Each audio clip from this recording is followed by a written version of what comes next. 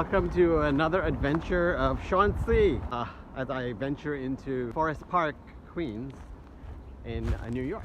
Today I want to focus on more of Puerto Rico. It's been my place of healing, and it's taught me so much and opened my mind and my heart and made me complete again. I give credit to the island because there's something special and unique about that island, and I keep going back, and it's shown me the light and shown me love, and I've learned to just go with it. And when I'm there, some really truly magical things happen, and I've learned to embrace it. So I want to talk about Vieques. After living in Puerto Rico for 2 years, I'd moved back to New York for a bit, but I continued to go back, and shown me so much life that's still out there. I've gained a family. I have so much love there, so I'm constantly praying for it because they are in crisis. And this was a place that I'd never gone to while I lived in Puerto Rico. I don't know why. Well, I kind of understand it now better. I was in just a very dark place. I worked and went home. I was getting over things after my divorce. Didn't live much while I was there, but just kind of existed. There, cut 2 years later, and I decided I'm going to do something different for my birthday. And I went to Vieques for a few days. Ended up being a week. Liberating, it's just freeing, and a completely different world compared to like the mainland. I met campers on the beach. I met people staying at a hostel. It was my first hostel, and just people from all over the world. So there I was partying for a few days, and I couldn't believe that something like this existed. So upon leaving, I met this amazing female on the beach, and we just spoke about how she'd come there for a few days. She ended up living there for a few years. I thought to myself, I'd go out there for the winters. I'm doing my own work, but I'm isolated. So why not just try to do something different? So shot an email out to the hostel that I stayed at, and I basically asked if they were hiring. And the person responded, "Shaun, we met on the beach." And here's the deal. She was the manager there, and I already had my interview on that beach, and the job was mine. So yeah, I went out there, but oh my God, it's gonna be a year later, and I was venturing into a place where I was gonna be living with strangers, people half my age, and I was just breaking out in hives on the ferry on my way to this island. Just, petrified of what the hell what was I doing? But, in retrospect, that's what it is to step out of your comfort zone and challenge yourself to do something different. I ended up gaining experience that I had never had in terms of work, because my first job was at Citibank in Manhattan at, I think it was 13 or 14 years old. I had opened myself to this experience, and I welcomed it fully. I loved showing up for work. I was sharing a house with people, which I'd become open to, which was amazing to me, because I love my space. I'm very much an introvert, appearing to be an extrovert. This was something that was opening me up, whether I was realizing it or not in the moment. And again, I gained, just the people coming and going from every part of the world. I mean, there were people from Russia and Ireland and Norway and Sweden and you name it. I was so amazed that something like this existed, and I was happy. I was feeling love. I was feeling a lot of things that I hadn't felt in a long time, in many years.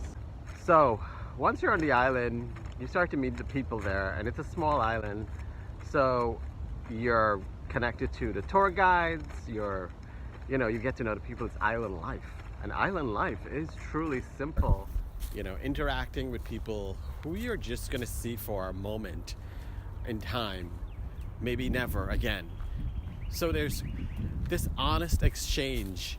You share a meal, you share conversation, and you move on. It's a kind of love that you don't ever get to experience in this world, I don't think.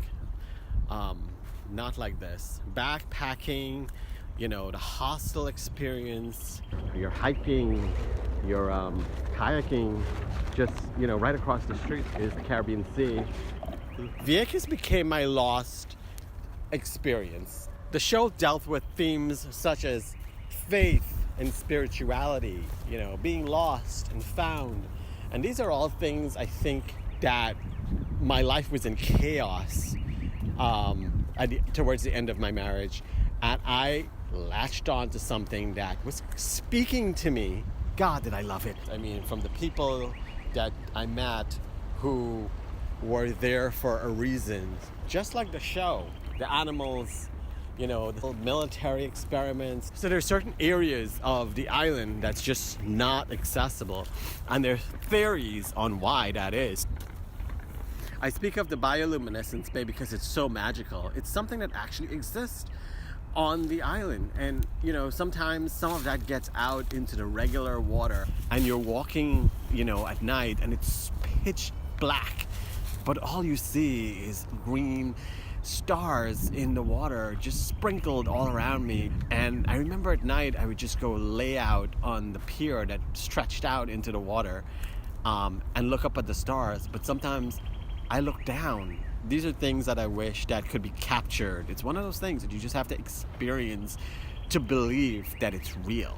The ferries, there are ferries that take you to the island, and there are other ways such as airplanes to get there. But when the ferries were down, it was just a very lost-like experience because you were stranded, basically. And my first trip there, I got stranded and I had to extend.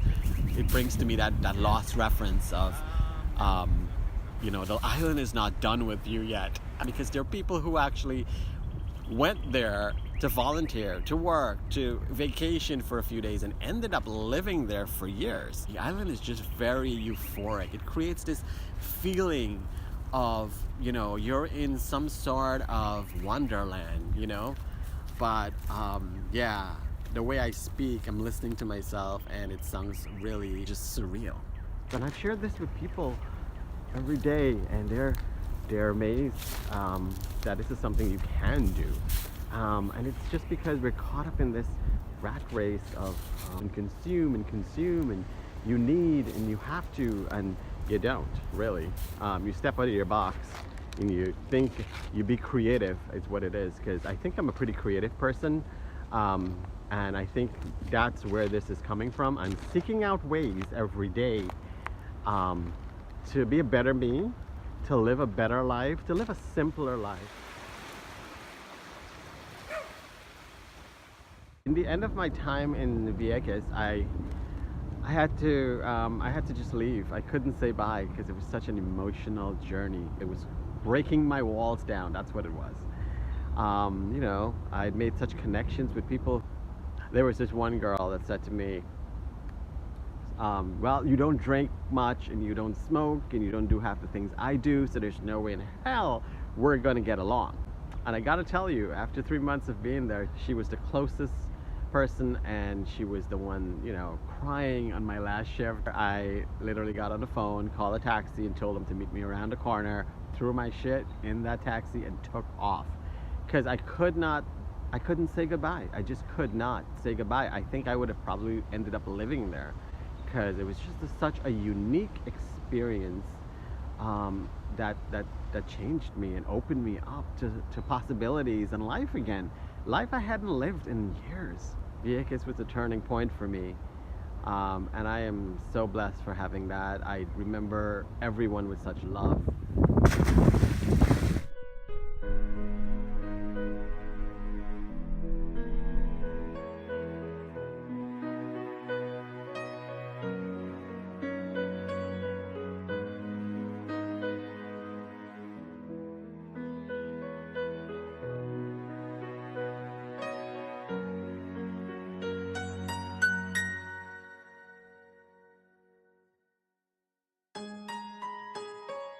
For now, remember to subscribe to my channel and like this video if you do. Hit the like button, and I look forward to sharing more with you in the future. And remember, challenge yourself to get out of your comfort zone. If something is not working for you, change it. All right, have a good day, and God bless.